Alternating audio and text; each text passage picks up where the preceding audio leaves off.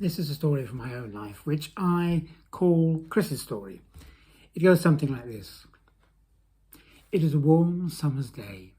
I was standing up to my ankles on the edge of the sea.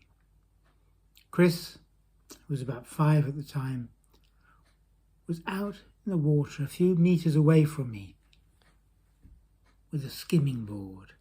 He was throwing it across the water, running beside it, leaping on it and balancing as best he could.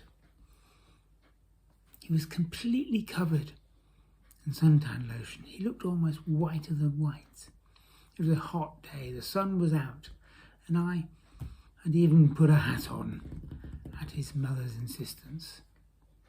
He ran towards me and I picked him up, and as he picked him up, I realised I couldn't quite hold him. He was a bit wet, and the slithering of the suntan lotion made my hands feel odd. But he shouted, "I love it here, I love it here. Can we stay forever?"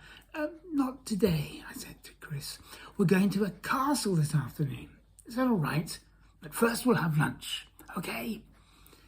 Put him back down on the water. He made his way up to his mum, who was nursing his little brother, who was just a baby at the time.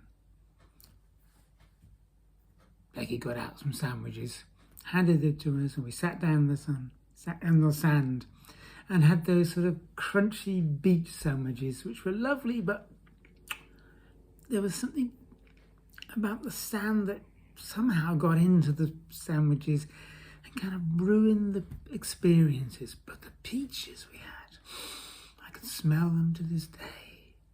We packed up after lunch and headed off to the castle. We had to walk up a large hill at the back of the Llangrannog Bay we were in.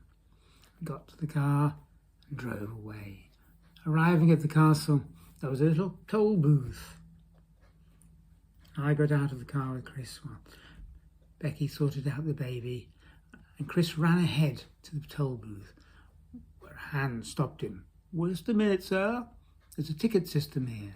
And indeed there was. A ticket had to be bought. It's a little green National Trust ticket, something like that.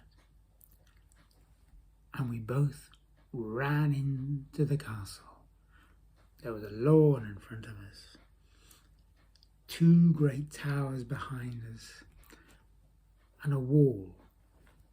Chris ran up to the wall, looked down, and shouted back, "There's a river, there is a river." And as I got down towards him, I could see there was a river below. We both turned together and looked at the 2 towers.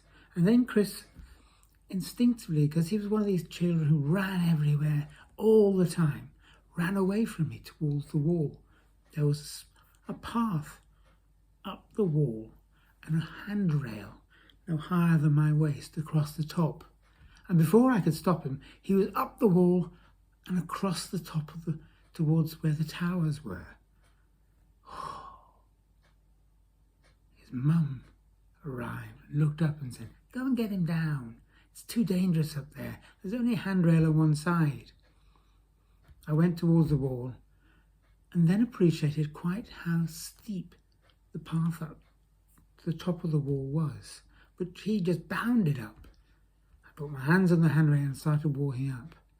And as I did so, my vertigo started to come in. I felt my breathing getting heavier and deeper.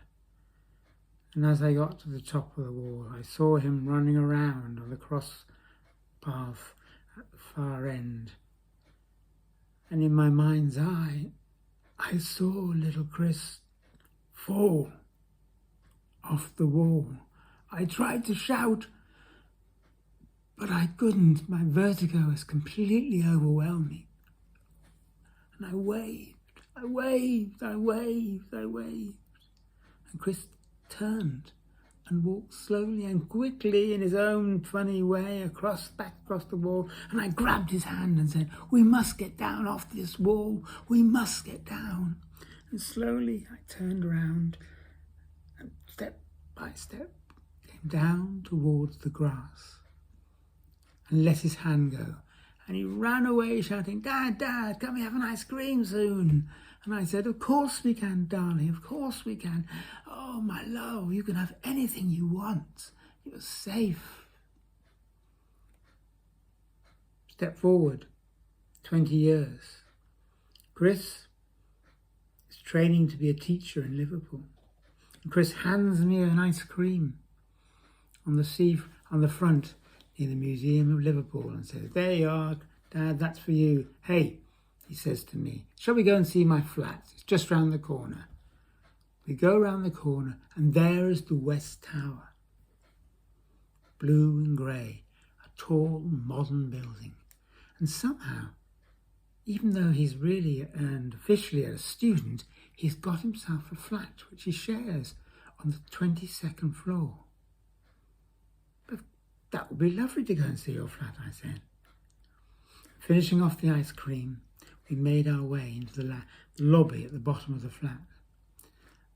"Sir," says a voice, and we turn, and it's the concierge of all things, who's saying to Chris, "So you may wish to consider closing your windows this evening. We understand the wind will be getting up, and it could cause a little bit of damage, but it'll be perfectly safe." "Of course," said Chris, and steps into the lift. It was one of those lifts. The doors close silently, and before you know, you're rising up faster and faster and faster, and the lift came to a halt. The doors opened, and we stepped out into the lobby. The door to his place was straight opposite the lift. He opened the door, and we went through a little corridor and then out into the living room.